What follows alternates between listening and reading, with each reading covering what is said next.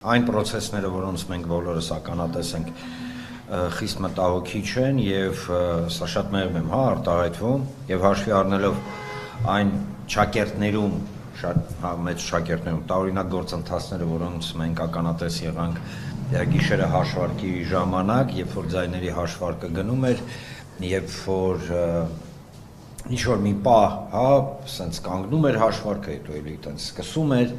սա թերևս գրեթե ամենաթեթև ճակերտներում իհարկե նկատառումն է, իսկ հիմնականում օրինակ շատ տարօրինակ էր, երբ որ օրինակ Բարգավաճ Հայաստան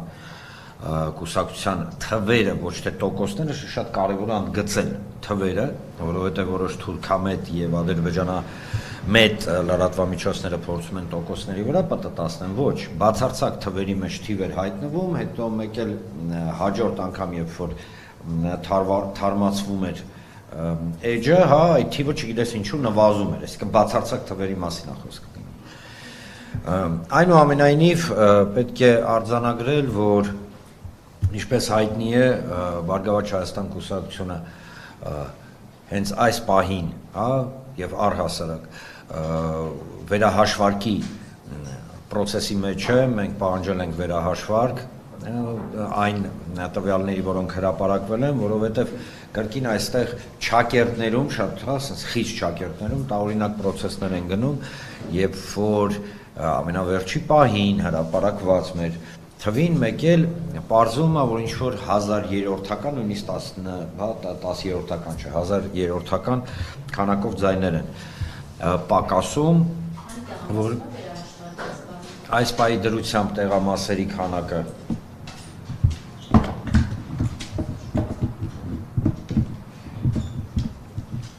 այս պահի դրությամբ քանզի process-ը ինքը, process-ի մեջ է, տեղամասերի քանակը հստակ զերծ կմնա ասել, որովհետև մոտավորել չեմ ասի, բայց հավատացնում եմ ձեզ 1 կամ 2 չի, որովհետև ըստ էության ունենք տվյալներ, ես հիմա ուղղակի հղում տալով, օրինակ 4 ընտրատարածքից արդեն ունենք տվյալներ, որ 120 ձեն, ընդամենը 4 ընտրատարածքից, արդեն 120 ձեն կրկին վերադարձել է մեզ, այսինքն մենք գտել ենք, ինչ կնում, տեղամաս։ Դա վերահաշվարկի արդյունքում այո, այո, համեմատության։ Հետո, նաև օրինակ բերենք, այստեղ շատ ու շատ չեմ ուզում ոչ մի պարագայում հանգարց խալվեմ, կան տվյալներ, որ այն process-ները, որոնց մենք ականատես ենք, իրենք իրականում ոչ թե տեխնիկական բնույթ են կրում, սա իմ հիմնավոր կասկածն է եւ ենթադրությունը, այլ քաղաքական, հաշվի առնելով այն ասենք ասենք գործընթացները, որոնք կարող են ծավալվել ազգային ժողովում, եթե օրինակ լինի 4 ընդդիմադիր, 3 ընդդիմադիր ուժ եւ այլ process կգնա, եթե լինի 2 ընդդիմադիր ուժ։ Տեսեք, մենք այս պարագայում քանզի չունենք առայժմ փաստագրական փաստեր, ես պնդել 100%-ով ոչ մի բան չեմ կարող եւ ցած շպրտել չեմ կարող ոչ մեկի վրա, բայց տրամաբանությունը գործընթացների եւ առհասարակ այն գործընթացները, որոնց մենք ականատես ենք, հուշում են, որ այո, հնարավոր է նաեւ ձեր վարկածը լինի։ 120 դրանք արդեն վերականգնվել են, թե դրանք պետք է վերահաշվարկել։ Մենք թերևս մենք հիմա գտնվում ենք կենտրոնական ընտրական հանձնաժողովի հետ աշխատանքային process-ի մեջ։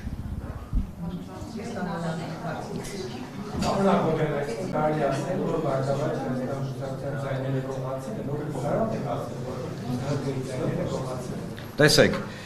կենտրոնական ընտրական հանձնաժողովին առայժմ ես այս պահին ոչ մի բան չեմ ասի, չեմ պնդի, բայց փաստը մնում է փաստ, որ արդեն նույնիսկ հպանցիկ ուսումնասիրությունները ձայների քանակի ցույց են տալիս, որ այո, Բարգավաճ Հայաստան կուսակցությունը բավականին մեծ ծավալի ձայներ հայտնվում է, որ չգիտես ինչու մեզ չի եկել կամ չեն հաշվարկել։ Ինչի է ձևավորվել, ինչու այդպես արեցին։ Մենք գտնվում ենք նաև այս պարագայում ուսումնասիրության փուլում եւ հաշվի առնելով հարցի կարևորությունը եւ առհասարակ սրությունը առայժմ զերծ կմնամ, ես ունեմ իմ իհարկե ենթադրությունները։ Այո, դե միանշանակ նույնն մենք ենք ասում։ Ընդ որում Եթե ԲՀԿ-ն անցնում, այսինքն 4-րդ ուժ, որ այս դեպքում ԲՀԿ-ն է կարող մեկ այլ լինել, անցնում է խորհրդարան, ապա լրիվ այդ պատկերը ձևավորվում խորհրդարանում, եւ կարող եք օրինակ դատախազ ընտրությունը մերժել իրենց վերած եւ այլն մի շարք կարևոր նախագծերի դեմ քվեարկել չթողնել ԿՊ-ի լուծածավանի։ Եթե չի անցնում, ապա դնում ենք ունենում ենք նորից նույն ծեծուտող ընդդիմությունում երկու մարդ տարբեր անունները փոխված ընդհանրապես։ Ձեր մոտեցումը ինչպիսին է։ Տեսեք, դուք ի վերջո չանցնեք խորհրդարան։ Դուք օրինակ ոչ կանեք կամ դիրքորոշում կայացնեք, որ մյուսները չգնան եւ մենք նորից նույն բանը խորիգանական խորհրդարանին ապահովենք։ Շնորհակալություն հարցի համար, այս հարցին առայժմ շնորհակալություն հարցի համար, ես ունեմ իմ ուրույն կարծիքը, բայց այսօր, այս պահին ես առայժմ զերծ կմնամ կոնկրետ ինչ-որ բան ասելուց, որովհետև որոշումները, որոնք ընդունվում են, իրենք ընդունվում են կոլեգիալ եւ առայժմ այդ որոշման մասին թույլ տվեք չբարձրաձայնել։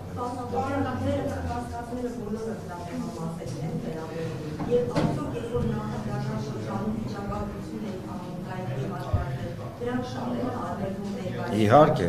տեսեք, կարելի է երկար, այտենց ինչ-որ բաներ ենթադրել խոսել, բայց երբ որ մենք նայում ենք միջինացված վիճակագրությունը եւ տեսնում ենք անտվյալները, որոնք կան, ուղղակի գիտեք գլխի մեջ չի տեղավորվում մարդու, ինչպես կարող է այսպես լինի, ամենայն դեպս կարող ենք նաեւ արձանագրել, որ թե ընտրություններից առաջ, թե անմիջապես ընտրությունների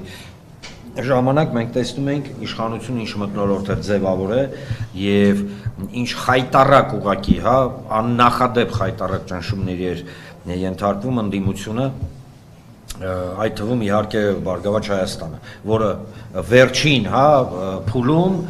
ընտրարշավի դարձավ ճակերտներում ամենասիրված թեման իշխանության ներկայացուցիչներից հանձինս Նիկոլ Փաշինյանի կողմից։ Առավոտից իրգուն մեր անունն էր տալի։ Հիմա դες քանի ձայն է պետք, որովհետեւ 4% շեմը դուք կատարեք, որտեղ միտեղ կարծում ենք 60 ձայնի մասին է խոսքը, միտեղ դեպի 790, հիմա եթե 60 ձայնի մասին է խոսքը, դուք նշեցիք, որ ձեր հաշվարկների արդյունքում 120 ձայն արդեն իսկ պակաս են հաշվել, դրանով ստացեք, որ դուք անցնում եք խորհրդարան եւ նաեւ երկրորդ հարց, չնայած որ դուք նշեցիք քննարկումների արդյունքում է, բայց նաեւ ընդդիմադիր դաշտում գործող քաղաքական գործիչները նաեւ պնդում են, որ պետք չէ վերցնել մանդատները, եթե դուք ստանում եք ձեզ համար անցուդիկ շեմի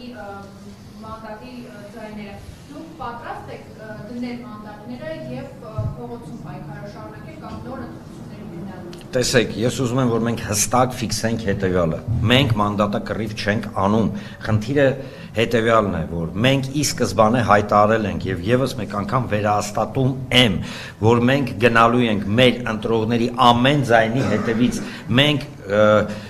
տեսեք, չկա իրավիճակ, որ օրինակ ինչ-որ մի քանակություն մանդատների մեզ պակասում է, մենք գնանք գտնենք այդ ձայները, բերենք, չգիտեմ ինչ եւ այլն կամ ձայների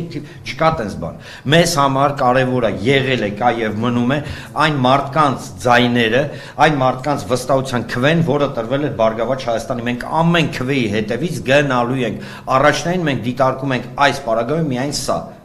այսքանը։